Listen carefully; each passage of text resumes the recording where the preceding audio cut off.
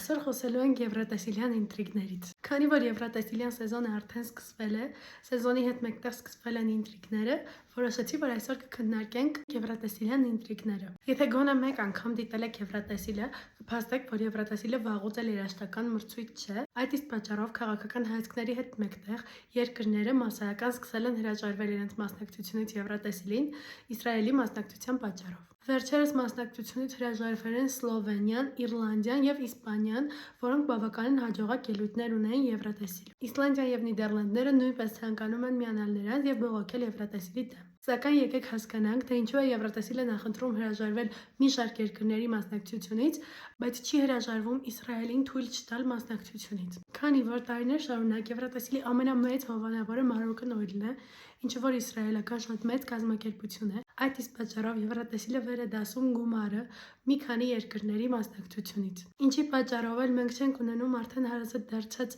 այն մրցույթը, որ մենք դիտել ենք տարիներ շարունակ։ Չնայած այս ամեն ինչի, եվրատեսիլը ինձ համար չի դադարում մնալ տոն, որին ես միշտ սպասում եմ։ Եթե ձեզ հետաքրքրում են այս եւ մի շարք այլ թեմաներ, կարող եք բաժանորդագրվել իմ Telegram-յան ալիքին, որտեղ հաճախ քննարկում ենք նման թեմաները, եւ սպասեք նոր վիդեոների։